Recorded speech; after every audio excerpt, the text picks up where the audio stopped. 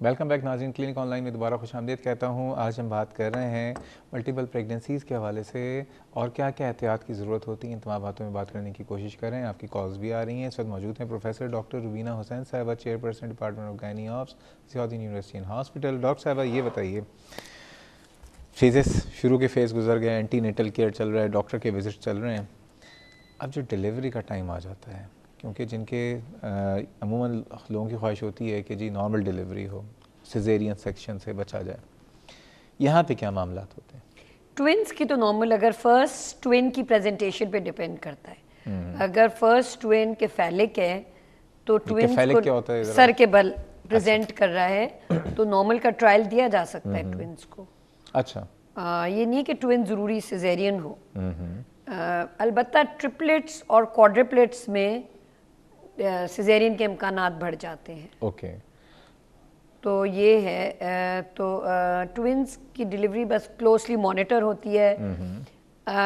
ऐसे सेंटर पे होती है जहाँ सिजेरियन की सहूलत हो, ठीक है, खून का इंतज़ाम होना चाहिए। और फिर वो ख़ास हमारे को डॉक्टरी के हैं कि जब फर्स्ट ट्विन डिलीवर हो, ड्रिप में सिंटोसिनॉन रनिंग हो, जब आप पोजीशन चेक करके फिर दूसरे ट्विन का वाटर बैग वो करें, तो वो मतलब जो एक प्रोटोकॉल होती है for delivery of multiple pregnancies, तो वो फॉलो होती है। ठीक है। मरियम है गुजरांवाला से, सीमा साहिबा है लाहौर से, दोनों को शामिल करते हैं। बिल्कुल कुरान अपने आखिरी लम्हात में। अस्सलाम वालेकुम मरियम साहिबा। वालेकुम अस्सलाम जी, कैसी हैं आप? ठीक हैं? साहिबा, मुझे आपसे पूछना है। जी जी पूछें, वही सुन रही हैं। मेरे भाभी हैं, 5 साल हो गए हैं उनकी शादी को। उनकी प्रेगनेंसी अभी हुई है, 21-22 दिन गुजरे थे ना, तो वो ट्यूब फट गई है। उनका ट्यूब में थी प्रेगनेंसी? हाँ जी। अच्छा, तो अभी ना वो बड़ी डिप्रेस रहती हैं इस बात से कि पता नहीं नेक्स्ट टाइम चांसेस हैं या नहीं। तो चलें, ठीक है, आपका भी सवाल का जवाब देते हैं। एक्टोपिक प्रेगनेंसी भी इनकी जी, ठीक है जी, बहुत शुक्रिया। अभी आपके सवाल का जवाब देते हैं। सीमा साहिबा का सवाल भी ले लेते हैं। अस्सलाम वालेकुम सीमा साहिबा। जी जी, अस्सलाम वालेकुम। वालेकुम अस्सलाम। ये डॉक्टर साहबा से मैंने एक क्वेश्चन करना है। जी जी ज़रूर पूछिए। डॉक्टर साहबा, मैं अभी बिल्कुल अर्ली स्टेज पे हूँ जी, माशाल्लाह। समझ ने 1-2 दिन हुआ है प्रेगनेंसी को। जी और जी, तो ये मैं पूछना चाह रही थी कि मुझे जैसे खाना सामने आता है तो मेरा दिल नहीं जा रहा होता है।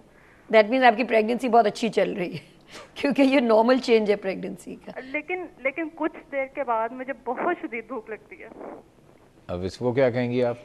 ये बहुत कॉमन सिम्टम है। अभी आपको दोनों को जवाब बहुत शुक्रिया जी। और एक और भी है क्वेश्चन मेरा। जी जी फरमाइए। मेरी ऐसे जैसे मेरा अगर मैं खाना खाती हूँ ना तो मेरा पेट जो है ना वो बहुत फूल जाता है, जैसे उसमें हवा भर गई हो। अच्छा, ठीक है। यानी कि खाना हजम डिस्टेंशन हो जाता है। 2-3 घंटे तक ऐसे मेरे हवा बहुत खारिज होती रहती है। ये कितने अरसे से ये हवा वाला प्रॉब्लम आपको? जी जी, ये आपको पेट फूलने वाला मसला कब से? ये मेरा तकरीबन मेरा कुछ अरसे से है कि मैं खाना खाती हूँ तो मेरा पेट फूल जाता है। अच्छा, वो वाला पहले से? ये प्रेगनेंसी से पहले था, अब एग्रीवेट हो गया है, अब बढ़ गया है। नहीं, ये जो मेरा पेट फूलने वाला प्रॉब्लम है ये प्रेगनेंसी से पहले का है। अच्छा, अब बढ़ गया है प्रेगनेंसी के बाद? वैसे ही चल रहा है। ये तो इरिटेबल बॉल सिंड्रोम नहीं लग रहा, आईबीएस लग रहा है। ठीक है जी, बहुत शुक्रिया डॉक्टर साहबा। पहले तो टॉपिक प्रेगनेंसी का वो मरीज देखिए, उनको डिप्रेस होने की कोई ज़रूरत नहीं है, क्योंकि देखिए अगर ठहरी है प्रेगनेंसी तो अगर एक ट्यूब में भी डैमेज हो गया, दूसरा ट्यूब तो है, तो इसमें डिप्रेस होने की तो बात नहीं है कि मतलब एक ट्यूब के साथ दूसरे ट्यूब के साथ प्रेगनेंसी हो सकती है। बस she should report early as soon as she conceives. जैसे मतलब जैसे हमल दूसरा ठहरे उनको डॉक्टर को रुजू कर लेना चाहिए ताकि चेक हो जाए कि दोबारा ऐसा कॉम्प्लिकेशन तो नहीं है। लेकिन अब ये तो रहता है ज़िंदगी के साथ चीज़ें, और हिम्मत हौसले से ज़िंदगी गुजारनी चाहिए। अल्लाह से होप फॉर द बेस्ट। बिल्कुल जी। सीमा साहिबा को ये समझाना है कि कुछ प्रेगनेंसी में बॉडी में चेंजेस होंगे, और ये अगर इनको पहले से प्रॉब्लम था तो प्रोबेबली जैसे आप कह रहे हैं आईबीएस था या नहीं, अब तो इनको पहले ये हो रहा है कि पहले खाना देखती हैं तो भूख खत्म हो जाती है। और आपने कहा बड़ी अच्छी बात है, लेकिन थोड़ी देर बाद जो है ना भूख इनकी बहुत डबल खुल जाती है। नहीं, देखिए आपको बहुत सेंसिबली इस पे रिएक्ट करना है। कुछ तो ये होगा, लेकिन आपको जिस चीज़ को दिल चाह रहा है वो खा लें और थोड़ा थोड़ा वक्फे से खाएं।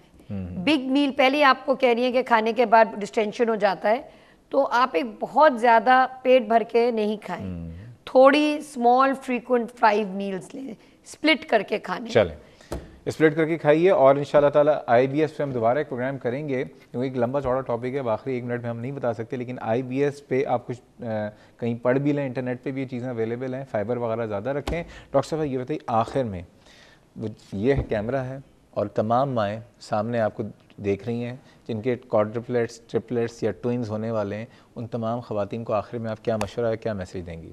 सबसे पहले तो तमाम माओं को मैं मुबारकबाद दूंगी, और कोई घबराने की बात नहीं है। जब एक अल्लाह मियाँ देता है, मल्टीपल की भी अल्लाह हिफाजत करता है। बस ये सेंसिबली एक्ट करें, प्रेगनेंसी में अच्छी तरह अपनी डाइट और एक्सरसाइज भी रखें, और ये नहीं कि बिल्कुल बिस्तर पे लेटे रहना है, क्योंकि उसके भी नुकसानात हैं। हस्बे हिम्मत एक्टिविटी रखें और डिलीवरी ज़रा फैसिलिटी में कराएं जहाँ बैकअप हो। बहुत बहुत शुक्रिया डॉक्टर रुबीना हुसैन साहबा, और ये है कि बहुत शुक्रिया आज आप इस प्रोग्राम में आई, बहुत सारी आपका बुलाने का बहुत शुक्रिया, और ये कि हमेशा की तरह आपके लिए बहुत दुआएं कि जिस मोहब्बत और खुलूस से आप वाकई खिदमत कर रही हैं, अल्लाह ताला आपको, आपके इदारे को मज़ीद हिम्मत दे, इस्तिक़ामत दे, और यह है कि बस इस प्रोग्राम में आती जाती रहा करें। बहुत शुक्रिया नाज़रीन, आखिर में सिर्फ एक बात कहूँगा, मुझे क्या कहना, बड़े लोग आते हैं यहाँ पे, बड़ी बातें कर जाते हैं, लेकिन एक बात ही कहूँगा कि अमूमन जब हमारे यहाँ बच्चा होने वाला होता है तो एक आम ख्वाहिश हमारे माशरे में यह है कि दुआ मांगी जाती है कि अल्लाह ताला लड़का दे दे। फर्स्ट प्रायोरिटी लोग ये रखते हैं।